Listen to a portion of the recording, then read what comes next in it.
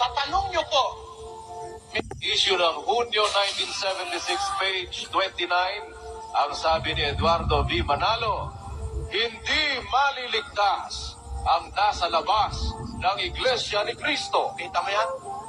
Yan ang hatol ng anak. Pareho yung mag-ama, malupit sa kapwa.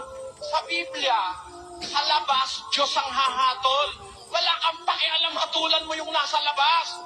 Ang Diyos ang nakakaalam ng puso nun. Malay mo, kaya lang nagkatoliko yun, hindi nakarinig ng iba. O namatay na siya sa pagkakatoliko. Yun lang ang alam niya.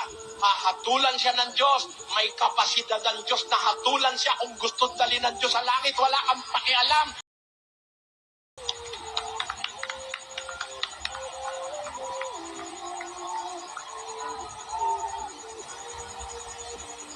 Ngayon, ganito. Sa tanong niyo po, may pag-asa bang maligtas yun nasa labas ng tunay na samahan sa Diyos? Ang Diyos po ang makakahatol doon. Ang Diyos kasi makakakita ng puso eh. Ako hindi eh. Hindi ko po pwedeng hatulan yon. Pero ang Diyos, siya hahatol. Kailan po ba hahatol ang Diyos? Pakinggan nyo. Hintayin na lang natin hatol ng Diyos, kapatid. Huwag natin silang hatulan. Ang Diyos kasi pwedeng magbigay siya ng pardon eh, di ba? Yung presidente ng Pilipinas nagbibigay ng pardon eh. Yung Diyos ang hindi pwedeng magbigay ng pardon.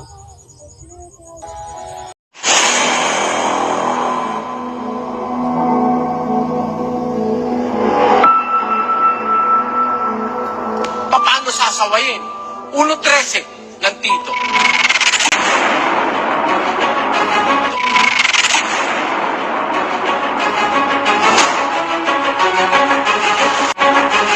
Sawayin mong may kabaksikan sila upang magpakagaling sa pananampalataya. Gusto mong gumaling ang tao? Pag mali, sawayin. In the name of Jesus. Gusto namin kayong maligtas. Si Jesus Christ dito nga nakatira sa atin.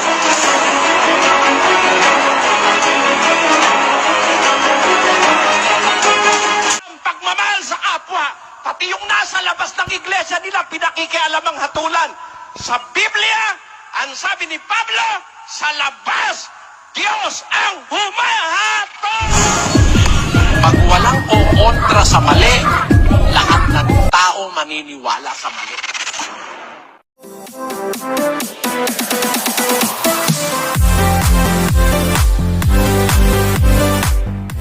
Muli po mga kaibigan, gusto ko pong magbahagi sa inyo ng video ng ating kapatid na Eli na kung saan ay talaga naman pong marami po tayong matutunan po rito dahil sa ganda ng kanyang mga pagsagot sa mga katanungan ng mga nagtatanong.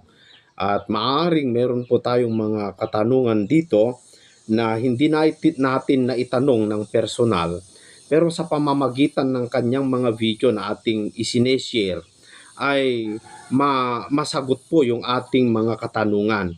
Gaya yung mga nagko-comment sa atin na marami po silang natutunan dahil po nasagot ang kanilang mga katanungan sa ating pag-share sa mga video ng kapatid na Eli. At sana itong mga ginagawa natin mga kaibigan ay naiintindihan o nauunawaan po tayo ng MCGI Production sapagkat gusto lamang po nating tumulong sa mga sagot, mga pagpapaliwanag sa tanong ng ating mga kababayan na naghahanap ng katotohanan, no, mga kaibigan. So para hindi na po tayo magluwat mga kaibigan, kasi ang isa sa aking gustong iparinig sa inyo dito ay yung katanungan na kung saan ano ang nawala sa kila Adan at Eva nung kumain sila ng puno ng kahoy. Kasi sabi kasi sa Biblia, kapag sila'y kumain doon sa bunga ng punong kahoy ay mamamatay sila. Pero nung kumain sila, hindi naman namatay. So parang hindi totoo yung sinabi ng Diyos. At parang mas totoo pa yung sinabi ni Satanas na kapag sila'y kumain na hindi sila mamamatay. So ano nga ba ang nawala o namatay kila Adan at saka si Eva nung sila'y kumain? Yan ang ating liliwanagin o lilinawin dito sa video ng kapatid na Eli na ating bibigyang reaksyon. Napakaganda po ito. Ito po ay Bible study niya doon po sa Iloilo. So narito po mga kaibigan ang Bible exposition ng kapatid na Eli. Tawagan natin naman ngayon si Arsenio Laureano, isang Roman Catholic. Ang bautismo saka yung bautismo po sa inyo po, malaki na po, di ba po, kung babautismuhan. Ang tanong ko, paano po yung anak ng mga kasapi nyo, kailangan ng baptismal certificate kung papasok sa grade 1. Hindi po. Hindi kailangan ng baptismal certificate. Ang kailangan po birth certificate. Pero sa mga eskwela, mga labag sa batas hinihingi yun. nga nila Labag po sa batas yun. birth Ang certificate. kailangan birth certificate, hindi Saka- baptismal certificate. We have a freedom of religion in this country. Hindi kailangan na pabautismohan mo yung bata para lang makapasok sa school. Hindi naman dapat bautismohan yung bata. Yung bata walang kasalanan. Yung bata wala pong pagsisisihan. Bata yon, walang nalalaman yon. Hindi kailangan bautismohan yon. 5:13 ng Hebreo. Pakinggan nyo po.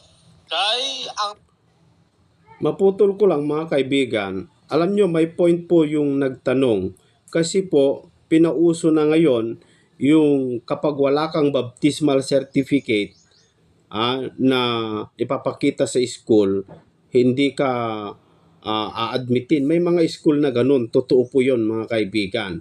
Pero sa aking mga anak kasi hindi naman ganun, ano? Pero yung mga ibang school may ganun talaga.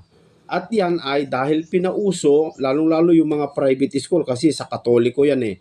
Ang Katoliko kasi pinauso yan. Tignan nyo mga Katoliko. Ito talaga ang point ng Katoliko, hindi dahil para maligtas yung bata, kundi ang point nila para magkakwarta.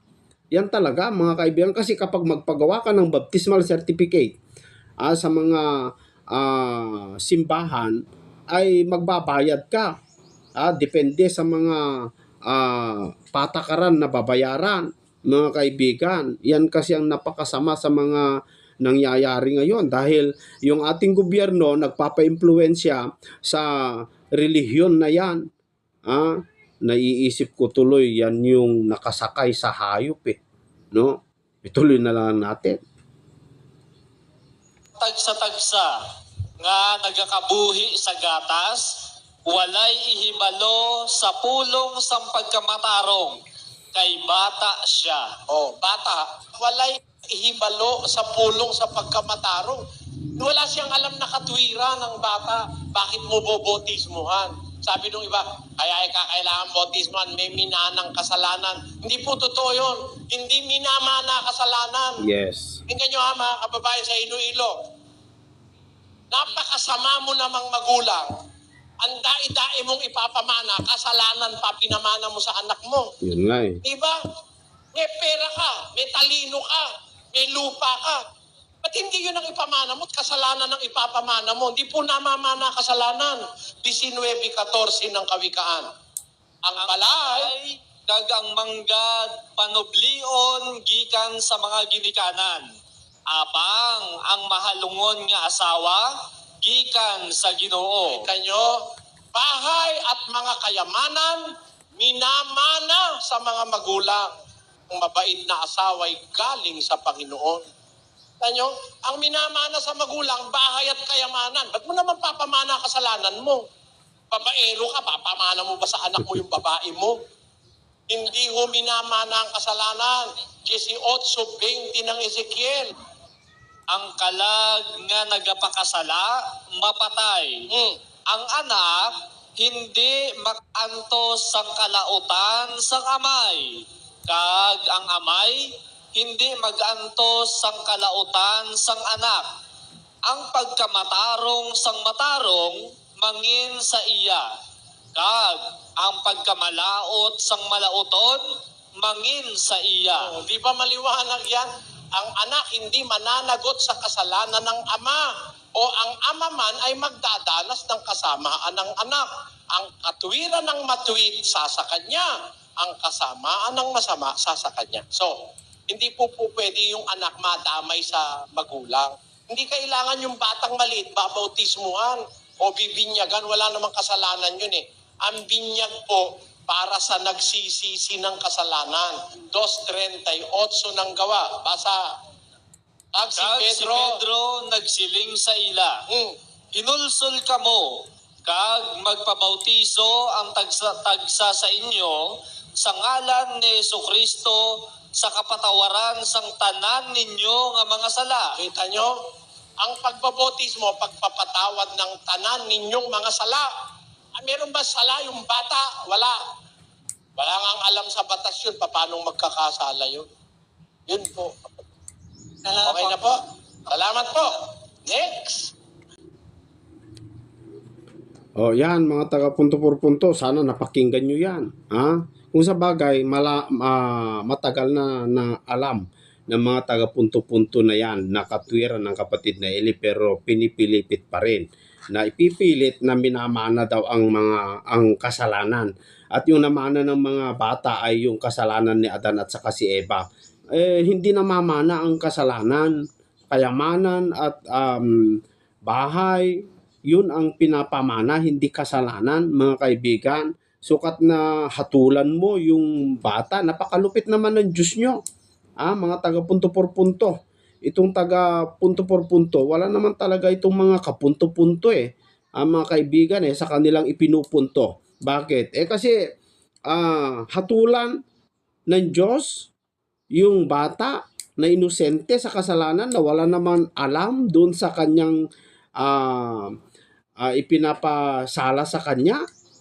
Ang lupit naman kung kayo, mga taga punto por punto, ay hahatulan sa hindi ninyo ginawa at inosente po kayo. Wala kayong kaalam-alam.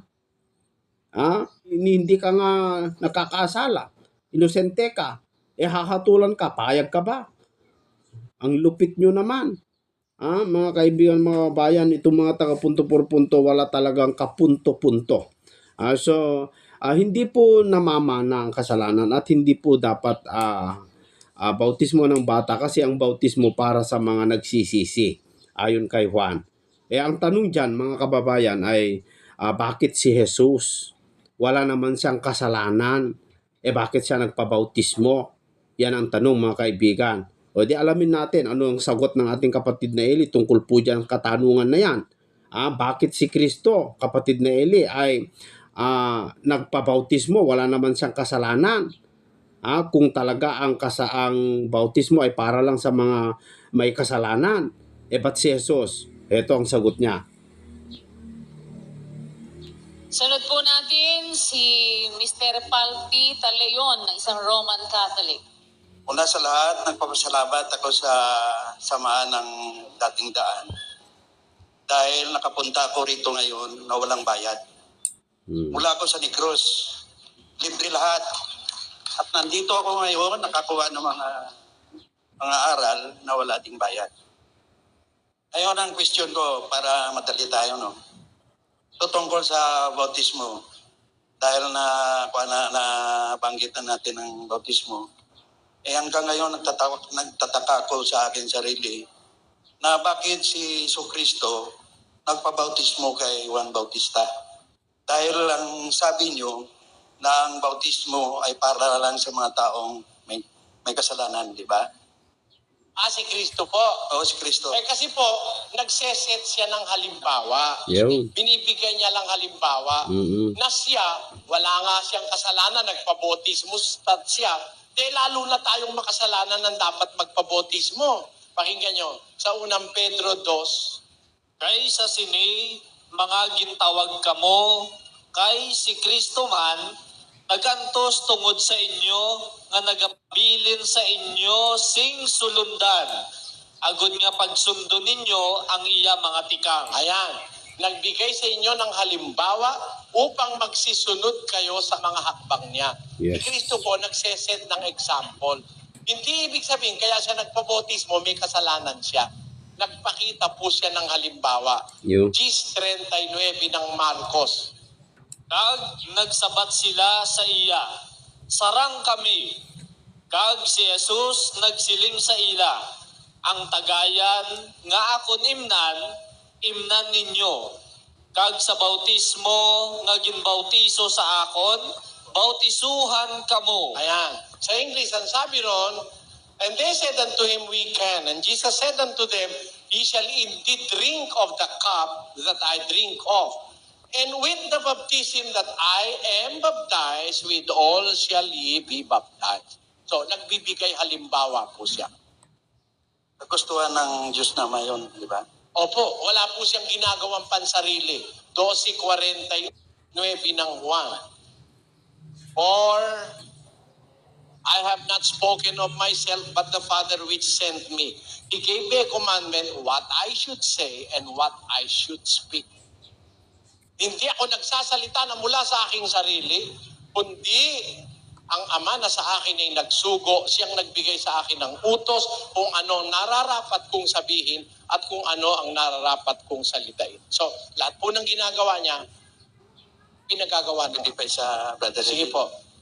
Kasi ang Yan, so bago natin pakinggan yung isang tanong niya, yun ang dahilan, mga taga punto por punto, kung bakit si Kristo ay nagpabautismo, dahil siya ang naging modelo natin para tularan natin. At ito, tandaan nyo mga kaibigan, si Kristo nung nagpabautismo matanda. At siya mismo yung voluntaryo pumunta sa ilog ng Jordan para magpabautismo kay Juan.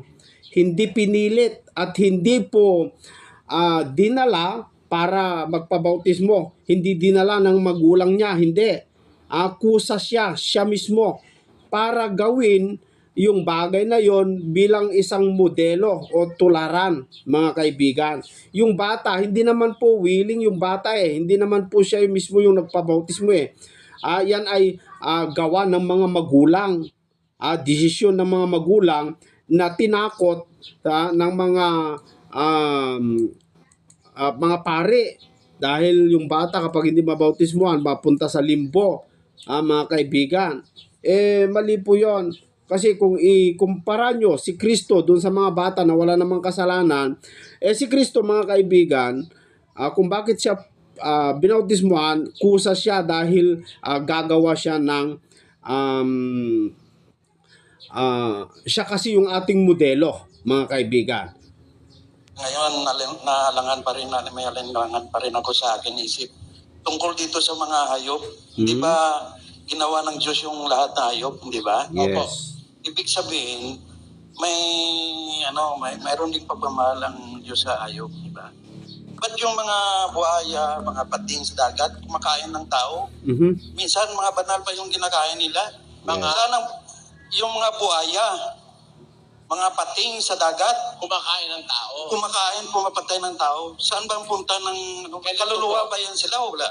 Ganito po yon. Ang katakdaan po ng Diyos, ang tao matatakot sa kanya yung hayop. Basahin po natin ang Henesis. At ang takot sa inyo at sindak sa inyo ay mapapasa bawat hayop sa lupa at sa bawat ibon sa himpapawid, lahat ng umuusad sa lupa at lahat ng isda sa dagat ay ibinibigay sa inyong kamay. Tayo, dapat matakot yung pating, matakot yung balyena, lahat ng hayop sa dagat, pati ibon sa himpapawid, pati mga pispis, ibon, o pati yung mga gumagalaw sa lupa. Yun po ang natural. Tanyo yung ahas. Kahit ang ahas yung cobra, yung king cobra, pag dadating tao, takot yun Pero bakit po ngayon may kumakain ng tao? Kasi nawala po yung wangis ng Diyos sa tao. Sabi ng Diyos, lalangin natin ang tao ayon sa ating wangis at sa ating larawan. Maraming tao nagpapakasama. Nawala yung wangis ng Diyos, yung terror na dapat sana maramdaman ng hayop na wala rin. Siya na ngayon ang kinakain. Kita nyo? Dahil nawala po yung wangis ng Diyos And God said, let us make man in our image after our likeness. And let them have dominion over the fish of the sea and over the fowl of the air and over the cattle and over all the earth and over every creeping thing that creepeth upon the earth. Tayo, let them have dominion over everything on earth. So, lahat ng bagay sa mundo, sakop natin tao, sa kapangyarihan natin. Ba't nawala yun? Kasi hindi na tayo sumusunod sa Diyos. Ayaw na nating sumunod. Naging parang hayop na rin tayo. Pakinggan nyo, 2 Pedro 2:12. Apang ini sila, subong sang mga sapat nga walay buot, mga tinuga sang kinaugali. Natawo nga dakpon kag patyon, nga nagapasipala sa mga butang nga wala nila mahibaloi. Laglagon sa amuman nga paglaglag kaupod nila. Ayan. But this, as natural brute beast, made to be taken and destroyed, speak evil of things that they understand not, and they shall utterly perish in their own destruction. So, naiwala po kasi ng tao yung kanyang pagkatao eh. Parang naging hayop na rin siya. Kaya ang hayop, nagkakainan yan eh. Tanyo, kaya yung mga hayop na tao ngayon, mahilig din kumain ng hayop eh. Kahit bayawa, kahit sawa, kinakain, lahat na. Kainan na lang. Nawala kasi yung image and likeness of God, which will dictate our dominion over the lower forms of life. Naiwala po ng ibang tao. May kaluluwa ba yun sila, Brother Rene? No? Nasa 12 Gs po ng Hope. Sa iya kamot, yara ang kalag sang tagsa kabuhi nga butang, kag ang ginhawa sang bugos nga tauwanon. Lahat po ng buhay may kaluluwa. Kaya lang, yung kaluluwa ng hayop, hindi pupunta sa langit yun. Sa ibang usapan po yan. Next. Sige po. Mga kaibigan, ang nawala po pala nung si Adan at saka si Eva ay kumain ng puno ng yung bunga ng puno ng kahoy upang matakot yung hayop sa mga tao. Yung kaluwalhatian ng tao sa Diyos, yun po yung namatay nung sila'y nagkasala. Kaya kapag magkasala ka pala sa Diyos, mga kaibigan, ay yung pagka-espiritual mo mamamatay po kapag hindi mo pinag-ingatan. So, maliwanag po yung sagot ng ating kapatid na Eli. Kung katanungan ko pa itong po sa saan po ba yung Diyos Ama bago po nilikha yung langit at yung lupa? Di ba yun yung tanong ko? Nasa lupa siya. Bago nilikha yung langit at lupa, meron siyang sariling earth. Ayun, Meron siyang sariling lupa. 8:31 of the book of Proverbs, rejoicing in the habitable part of his earth. Meron siyang his earth.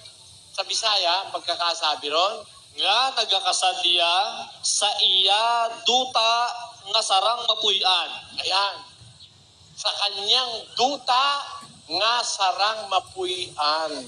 Yon. Yan. Pastor Eli, saan po yung makikita yung lugar na po natin? Hindi ko alam yun, iho. Doon nga tayo dadalhin ni Kristo pag naging dapat tayo. Pero as of the moment, hindi ko sa'yo maituturo kung saan yun. Nakatago yun sa paningin ng tao. Yes. Ay, yung pangalawang katanungan ko po, paano po nagkaroon ng verse yung Bible? Ng verse? Opo. Sino po yung unang gumawa ng ganung ano po? Unang-unang naglagay, chapters muna. Si Cardinal Hugo de Santo Caro. Nilagyan niya dinivide niya sa chapters para mabilis matandaan. Tapos, nung dumandang huli, si Robert Stephens, isa siyang printer sa Paris, nilagyan niya ng verses. Kaya ang naglagay ng verses, si Robert Stephens, ang naglagay naman chapter, si Cardinal Hugo de Santo Caro. Kaya nagkaganyan ng Biblia. Nakasama nga yun eh. Nakasama. Hinati-hati nila. Minsan, hinati nila, hindi dapat hatiin. Naliligaw ngayon yung nagbabasa. Halimbawa, verse 5. Yung pala, katuktong yung 6. Kumuputol na, hindi na tinutuloy nung iba. Naliligaw tuloy yung iba. Ganun. Pero, dapat basahin buo. Brother Eli, meron po akong katanungan po. Huli na po. Kasi po, ex-INC po ako. Yo. Matagal na po hindi sumasamba doon. Pinapapirma pa ako nila ng parang dokumento na ditiwalag ako. Hindi ko pa pinipirmahan. Ano po yung magandang gawin ko po? Huwag ka pipirma. Walang ganung batas. Ba't ka pipirma? Bakit Wala yun? kang obligasyon under the law na kung mo ititiwalag ka nila, pipirma ka. Hindi ganun. Yun lang po, maraming Sige, salamat. salamat po. Ako po si Ano kaya ang dahilan mga kaibigan bakit pinagpipirma?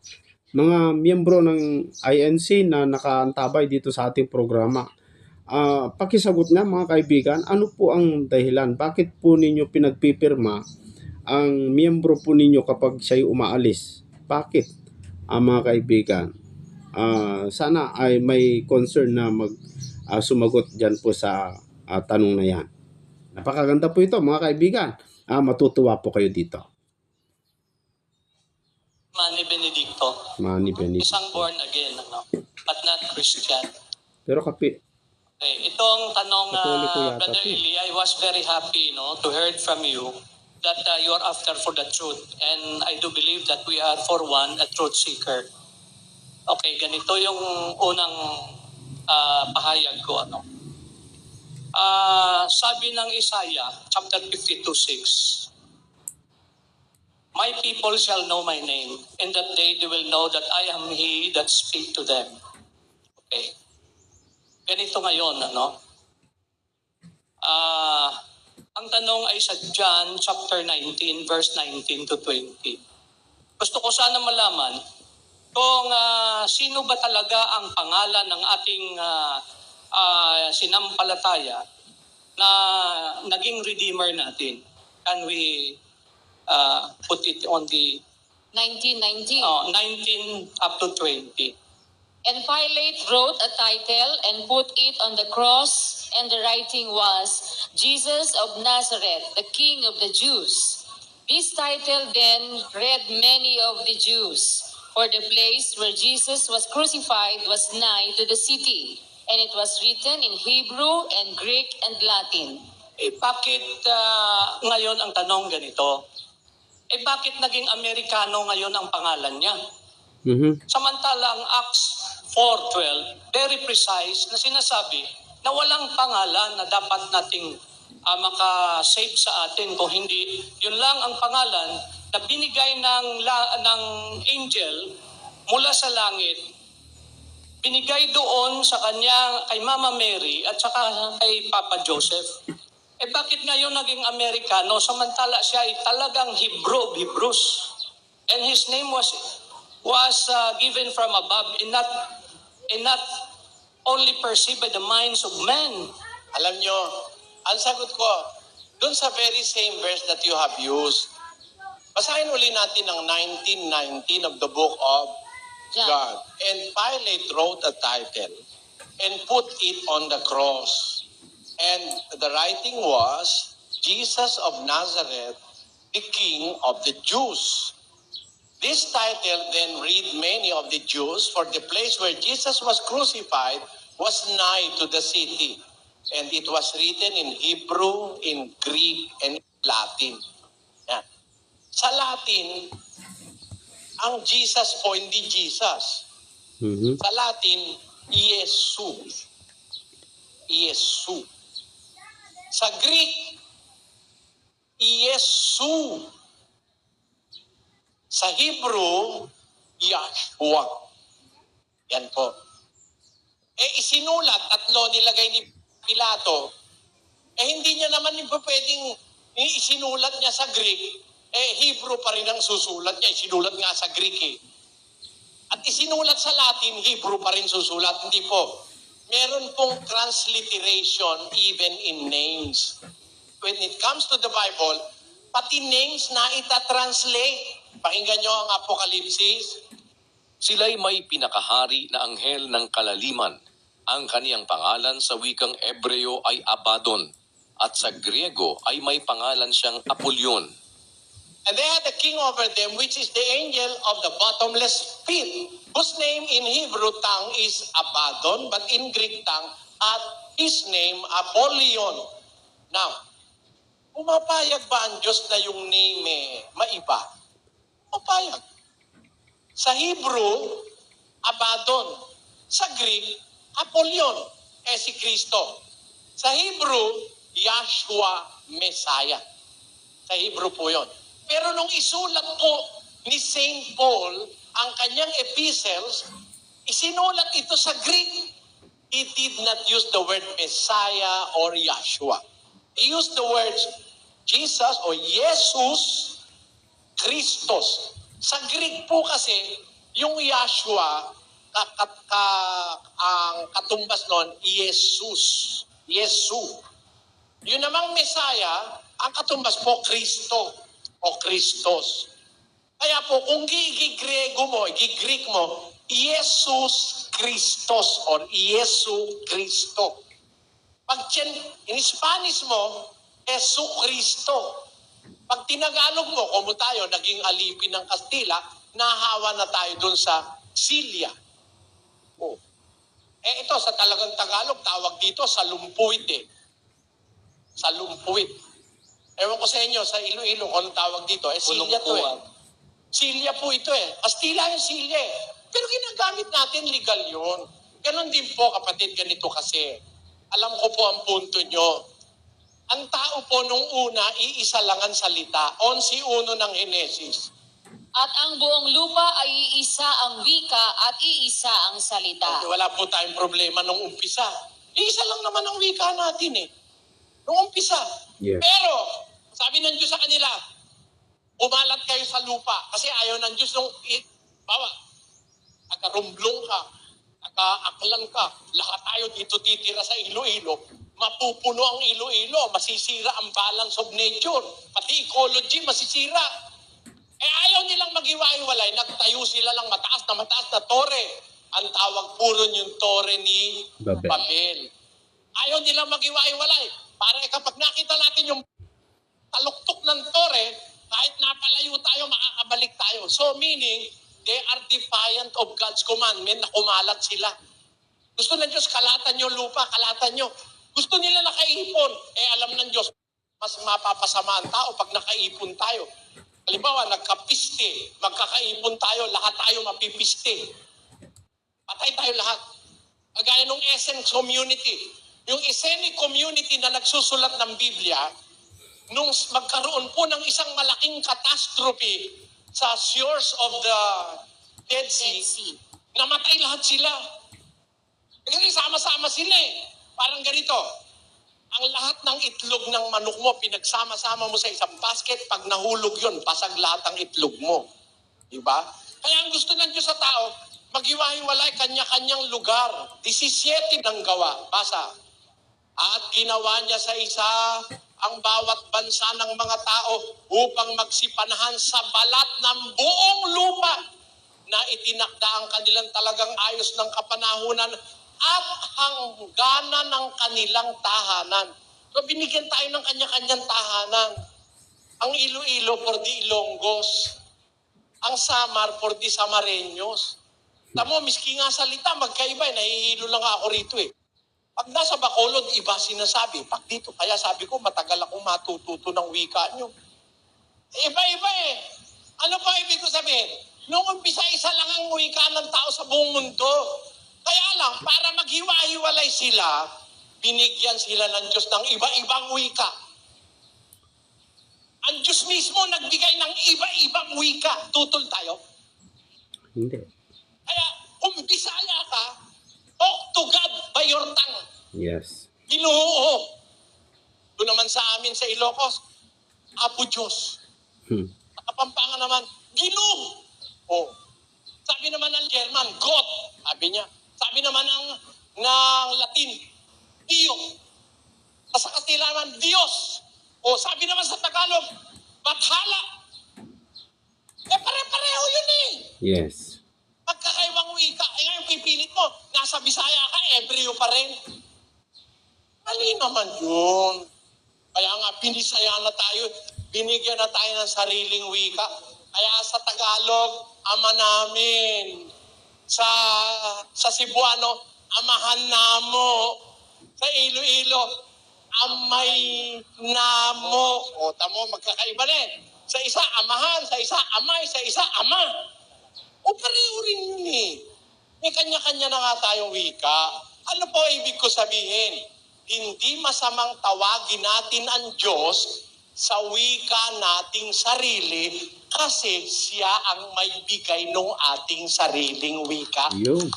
Hindi po masama Yan, yun, kapatid. Tama po yun. Halimbawa, Totoo yun. tinawag ng mga Griego, Apollyon, at tawag naman ng mga Ebreo, Abaddon. Tutul ba tayo? Pareho lang naman ang kahulugan noon. Yes. Ganun po yun. Brother Eli, I'm very glad. Hindi na talagang ako'y natutuwa dahil naisulat mo doon yung tunay na pangalan ng ating Panginoon. Pero hindi ho natin alam ang pronunciation, no? I will read for everybody to hear. Hindi po, Pwede hindi ba? natin. Pero kasi alam ko basahin yan eh. Yod, he, wow, he. Ibig sabihin, yaw, who. Hindi po, kapatid. I'm sorry, Ito no? po yan. Mayroon akong Biblia rito na Hebrew eh. Meron din po ako. Okay. So, Ganito po, ganito hindi po. ako, I'm not Sandali lang against po, you. sandali kapatid. Ito, kung basahin, mula sa kanan pa kaliwa. Okay. Y, H, W, H. Yod, E, Pau, E. Yan. Hindi ho yan eh. Oh. I'm sorry, brother. Wala hong vowels yan eh. Nobody knows how to pronounce this dahil walang vowels yan. Wala pong vowels yan, kapatid. You Huwag are... po natin dadagdagan. Nasa Biblia, walang vowels. And nobody now can boast to know which vowels were used. A, E, I, O, U. May nagpipresume yung Yahweh. Y, H, W, H. Ilagay mo. Yan. Hindi Yung iba, ang ginawa nila, YHWH, nilagyan nila ito ng vowels. Nilagyan ng A, nilagyan ng E. At naging Yahweh. Sabi ho ng iba yon Yahweh. Kung maglalagay tayo, hindi na tayo magkakasundo. Lagay mo, lagay ko. Walang kwenta yon. Let us stick to the original. Ganun po yun. Brother Eli, we will find out, no? Kung tama yung sa'yo, wala namang problema kasi truth seeker ka, as I have said, like me. Tingnan natin yung Hebrew, chapter 1, verse 4. Ano bang inilagay doon? Sana maunawaan mo yun. Hebrew 1 verse 4? Yes. The book of Hebrews? Chapter 1, verse 4. Basahin po natin. Lagay Sige, natin. basahin natin. Being made so much better than the angels, as he hath by inheritance obtained a more excellent name than they. Dapat matakot ka dyan sa inheritance. Kasi mula sa langit yan eh. Ganito po. Binigay ng Nalagay ko. angel. Hindi ako nagtatalo sa iyo. Ibig ko lang sabihin. Yung salita I hope yung dapat that akong matakot, you are implying na wala, hindi ko naintindihan yung binasa nyo eh. Sige. Ini-imply nyo, hindi ko alam yung binasa nyo. Pero to tell you the truth, baka kayo ang hindi nakakaintindi sa binasa nyo. Babasahin ko sa inyo. Ilagay mo ulit sa screen. Ako po ang babasa. Okay. Being made so much better than the angels, as he hath by inheritance obtained a more excellent name than they. What is that more excellent name that was obtained by Jesus Christ, more excellent than angels? Ano yun? Itutuloy mo lang. Or unto which of the angels said he at any time, Thou art my son. This day have I begotten thee. Wala siyang pinagsabihan kahit sinong anghel, kahit kailan, wala siyang pinagsabihan, ikaw ang aking anak. Yun ang more excellent kesa sa angel. Hindi naman ang ibig sabihin, lalagyan nyo ng sarili nyong interpretasyon. Wala ko siyang pinagsabihan nun. Si Kristo lang ang tinawag niyang anak. Kahit nga anghel, hindi niya tinawag na anak niya. Isa lang ang tinawag niyang anak, si Kristo lang. Walang Jesus Christ noong panahon. Kapatid, magpipilitan lang tayo. Amerikano yun eh. Hindi, kapatid, ganito po. Pero, tanggapin natin, papilosofya po yan eh. philosophy, no? Hindi, It's true. papilosofya yung walang Jesus Christ, nung panahon dahil Amerikano. Sasabihin ko sa inyo, sa Biblia, wala namang post-pro eh. May post-pro ba sa Biblia? Pero reality may post-pro. Tama? Sa Biblia ba may ampalaya? Wala. Wala kang mababasang ampalaya, amargoso sa Biblia. Pero may ampalaya po sa Biblia. Babasahin ko, may ampalaya. Basahin mo sa Exodo. At kanilang kakanin ang laman sa gabing yaon, na inihaw sa apoy at tinapay na walang lebadura. Kakanin nilang kaulam ng mapapait na gulay. Ampalaya ba kasama ron? Gulay ba ampalaya? Mapait ba? O may ampalaya ba sa Biblia? Pero walang salitang ampalaya sa Biblia. Pero the reality, may ampalaya sa Biblia. Huwag natin pilosopuhin, kapatid. Walang Amerikano no. Tama, walang Amerikano no. Dahil ang Biblia ay sinulat sa Hebrew at saka sa Greek. Pero nung isulat ba sa Greek, meron bang Yesu Kristo? Meron. Si Pablo nga sa Greek nagsulat eh. Ang katunayan, si San Lucas, hindi marunong ng Hebrew. Tama. Ang nagsulat ng Book of Luke at ang nagsulat ng Acts of the Apostles, si San Lucas, siya po'y isang Griego, hindi po siya Ebreo. Paano siya magsusulat sa Ebreo? Kita nyo? Merong writers, yung New Testament book, na Greek ang ginamit. Tapos gusto mo palaging Ebreo. Hindi makatwiran yon. Yes. Whatever your tongue is, whatever in your tongue is the name of the Father, kung ginagamit mo sa tamang paggamit, naiintindihan ka ng Diyos kay Latin, kay Ebreo, kay ano pa. Naiintindihan ka ng Diyos. Ganun po yun, kapatid. Wag nating lagyan ito ng vowels. Wala pong vowels yan strictly. Yod, he, vau, he. Wala pong vowels yan. Walang nakakaalam ng pronunciation yan. Yan ay sinulat ng kanyang kamay. Tama po, pero walang At vowels. binigay ang pangalan niya sa kay Tama Moses. po, walang vowels po. Maski walang vowels, ibig ko sabihin na he have vocalized that with Moses. Yes. Basahin natin. With Moses and not with you. To his people, yes, they know his name. Tama po yan sinasabi nyo, wala po tayong pagtatalo dyan eh. Kaya nga, Pero you have to accept the truth that nobody in our generation knows the exact pronunciation of that Hebrew word. except his people. Wala po. He wrote that, sabi mo tama. Especially Filipinos. Ang Pilipino magsasabi sa akin, alam niya exact pronunciation. How dare you? Saan ka kukuha ng batayan? Meron ka bang tape recorded message para sabi mong yawo? Yun ang ibig sabihin? Panluloko mo sa kapwa Pilipino yan, kapatid. Wala yan. How dare you? Naglabas ka ng batayan. Ang masama, nagsasalita lang walang batayan. Ako may batayan, Biblia. Yan ang masama. Hindi ka pala naman nagtatanong eh. Meron ka na palang baon-baon sarili mong paniniwala, sarilinin mo na lang, you are not welcome in this congregation.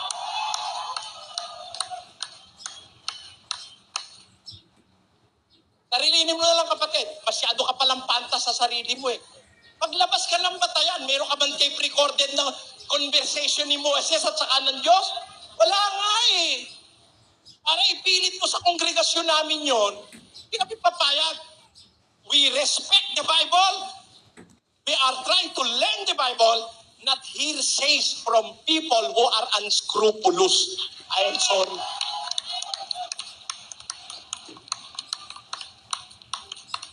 Wala pong vowels yan. Tingnan niyo ha.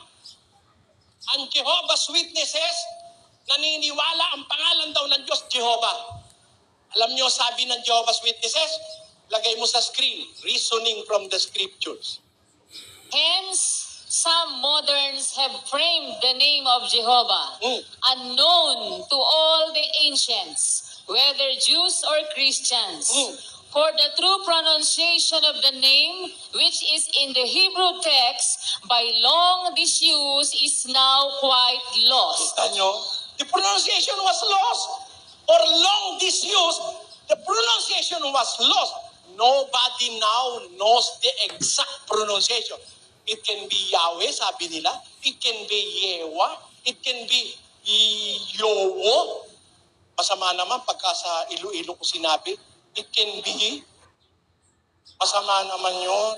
Kaya mahirap yung mag-i-speculate tayo, mga kapatid. Let us be content of what is written at dun tayo maliligtas, kapatid.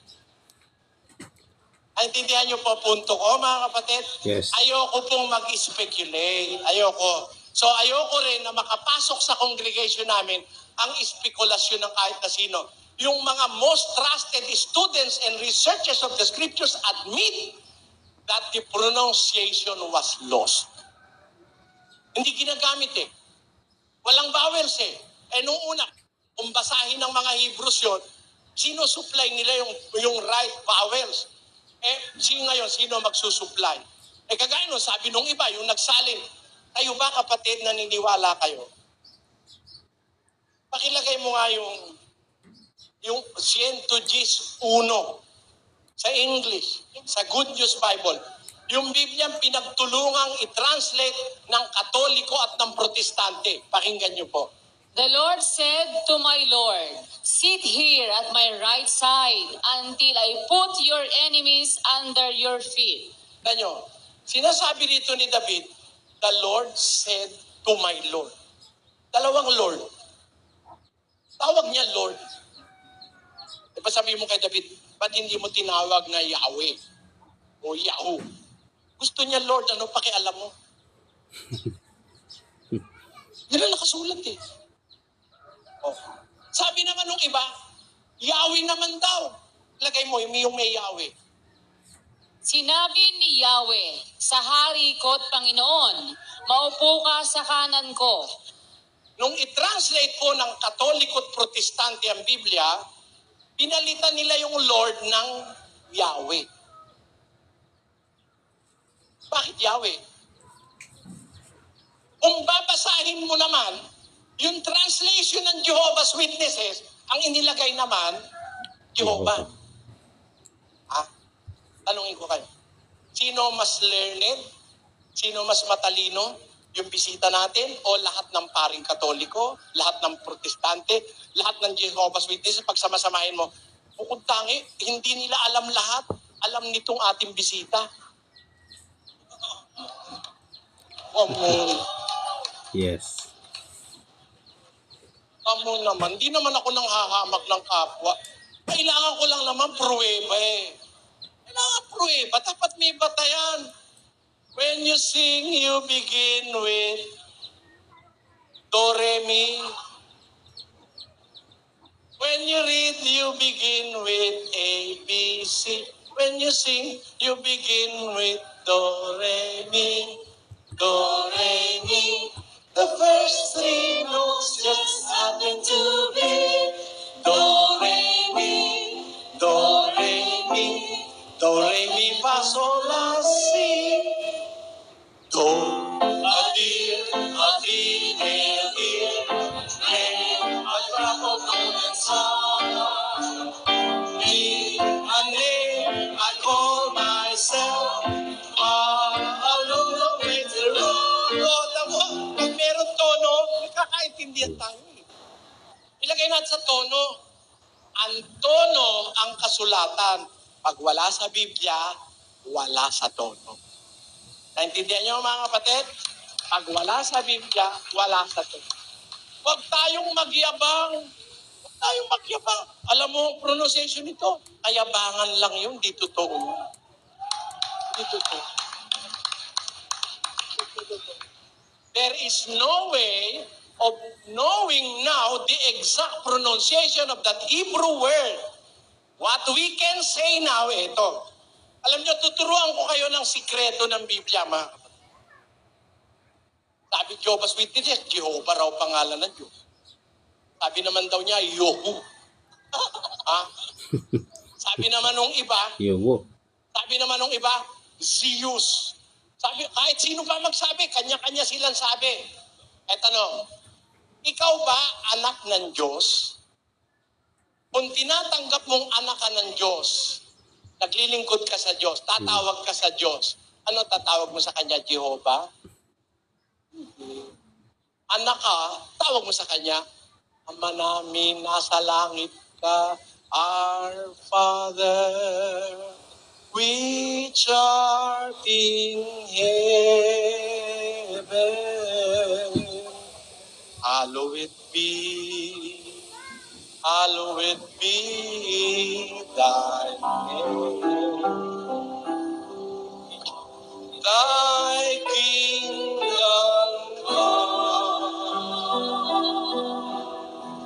thy will be done in earth as it is in heaven.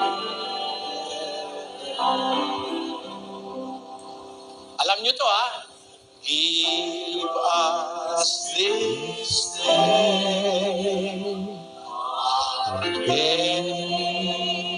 our daily bread, and forgive us our debts as we forgive our debtors,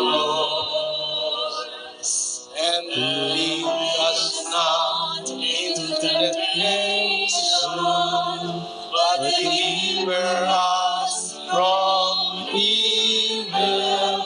For thine is the kingdom, and the power, and the glory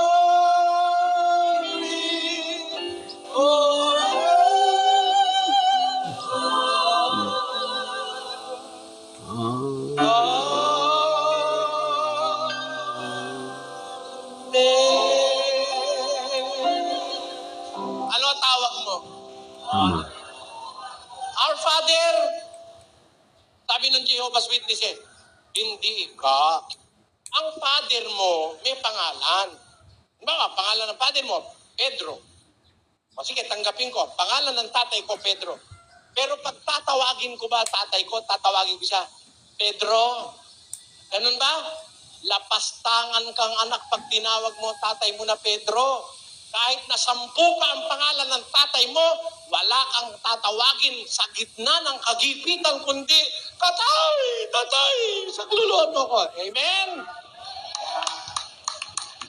Kahit ano pa ang pangalan niya, kahit ano pa ang pangalan, sinasabi ko sino-sino, kung ano-ano pinagsasabing pangalan, basta anak ka ng Diyos. Sabi ni Kristo, manalangin kayo ng ganito, Ama namin, nasa langit ka. Anong tawag natin? Ama.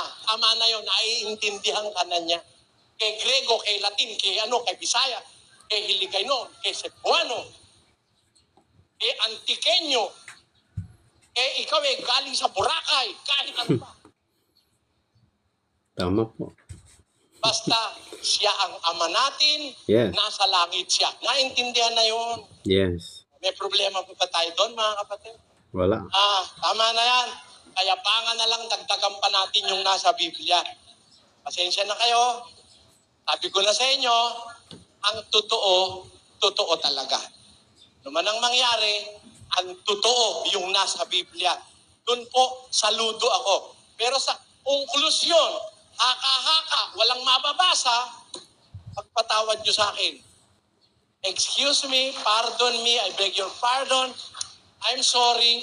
Pasensya na kayo, mga kababayan taga Iloilo. Alam ko malalambing kayo. Ako hindi malambing. Diretsahan po ako Yan po mga kaibigan. So napakaganda yung mga kasagutan ng ating kapatid na Eli tungkol po sa mga katanungan at yung tungkol sa sagot niya doon sa nagtanong na kung bakit pangalan ay Hesu Kristo samantalang ang nakalagay sa original ay Yeshua. May katwiran naman at makatwiran. Biblical naman yung sagot ng ating kapatid na Eli na kung saan ay hindi naman po labag sa Biblia kung i-translate mo yung pangalan ng Diyos kasi payag naman sa Biblia po. At napakaganda po, no? Tama, totoo yung sinabi ni kapatid na Eli na kapag ikaw ay anak ng Diyos, marapat lang nang itawag mo ay Ama. Kasi kung tawagin mo sa kanyang pangalan, siguro yun ang dahilan kung bakit na wala yung pronunciation ng pangalan ng Diyos, ano? Kasi kung hindi nawala, baka pati mga tao ay ipinapangalan sa mga tao. Meron namang sinasabi sa Biblia na wag mong gamitin yung pangalan ng Diyos na walang kabuluhan. Yung Jesus na nga lang, mga kaibigan at mga kababayan, yung Yahshua ay ipinapangalan sa tao paano kung yung tao na nagngangalan ng Yahshua o Jesus ay napakatarantado naman? Kung sakali yung totoong pangalan ng Diyos ang alam mo, ipinangalan, tarantado yung gumamit noon. Hindi nagagamit yung pangalan ng Diyos ng walang kabuluhan. Kaya inalaw ng Diyos na mawala po yung pronunciation. Baka ipangalan natin sa ating mga anak, no? Kaya tama lang yung sinabi ng kapatid na Eli na wag na natin lagyan. Kasi nawala na nga mga kaibigan At isa pa, kung ikaw ay anak, sabi nga ng kapatid na Eli, tatawagin mo ba yung tatay mo na Pedro, kung Pedro pangalan niya? Kung anak ka, marapat itawag mo tatay o ama. Makatwiran po yun. Bakit? Kasi tama naman po yun mga kaibigan. So, dito nakikita natin yung makatwirang pagsagot ng ating kapatid na Eli at talagang naliwanagan po yung mga nagsusuri talaga mga kaibigan. Pero itong last na nagtanong ay talagang may baon-baon na pagkaunawa na pananampalataya. Gaya lamang po ni naalala ko tuloy si Back to the Scripture na ang sabi niya ay nagsusuri daw at nagtatanong kung sino pang makasagot sa kanyang katanungan. Yun po pala mga kaibigan na hindi naman po pala nagtatanong si Back to the Scripture sa ating live sa nakaraan, kundi gusto niya palang ipilit yung kanyang pagkaunawa. Kaya tayo mga kaibigan ay hindi naman po tayo payag na ganon, no? Kung sinabi mo lang sana Back to the Scripture na meron kang sariling pagkaunawa, di pinagbigyan ka namin. Pero ang sabi mo kasi ay magtatanong ka lang, no? So dapat sa susunod sabihin mo hindi ka magtatanong kundi mag-share ka sa iyong sariling pagkaunawa at hindi namin pagkaunawa. Si Back to the Scripture mga kaibigan, maalala ko lang, no? Siya ay nagsasabi na member siya ng MCGI. Pero sa tingin ko, member lang siya sa listahan at sa pangalan, pero ang katunayan ay hindi. Kasi ang kanyang pananampalataya ay hindi po galing sa ipinapangaral o itinuturo ng ating kapatid na Eli. Kasi ang kanyang pananampalataya ay nandun sa mga kalaban o sa mga hindi sumasang-ayon sa ating kapatid na Eli. Sila yung kinakampihan, yung tungkol po doon sa Revelation chapter 12 na pinipilit na yung anak daw doon sa Revelation chapter 12 ay si Jesus. Napakalino naman po yung mga tinuro ng kapatid na Eli, pinaliwanag na hindi naman po si Jesus yon kundi ang iglesia. So sana ay mga kaibigan, natuto po tayo sa napakagandang pagsagot ng kapatid na Eli. At dito talaga ako hanga sa mga pagsagot ng kapatid na Eli kasi wala akong nakitang nakagaya. Maraming gumagaya, lalong-lalo mataga punto por punto, pero ay nako, hindi ko alam kung ano sabihin ko sa mga pagsagot nila na puro naman walang kabuluhan yung kanilang mga pagsagot. Itong si Darwin Gitcano, si Chanto, lalong-lalo itong si Chanto, no? Parang demonyo kung ano mga kaibigan. Sana mga kapatid ay manood na lamang po tayo sa mga tamang panuorin na tungkol po sa Biblia. At isa na dyan na naire-recommend ako ang kapatid na Eli. Kung hindi man kayo naniniwala sa kanya, at least mapanood po ninyo, masuri po ninyo kung ano po yung mas totoo mga kaibigan. So yan po mga kaibigan, napakaganda, no? Napakaganda yung kanyang pagpapaliwanag. At yung isang nagtanong sa kanya ay natutuwa natutuwa dahil nakarinig siya ng aral na walang bayad. Kasi sa Iglesia Katolika, sa seminar, sa conference ng Iglesia Katolika may bayad. 1.8 kung utang, 1.8. Pero kung cash ay 1.5. Kay Darwin Gidiano yan, mga kaibigan, no? So yan. Kayo na po bahala, mga kaibigan. So maraming salamat po sa inyong lahat hanggang sa susunod po dito sa ating programang Expose the Truth.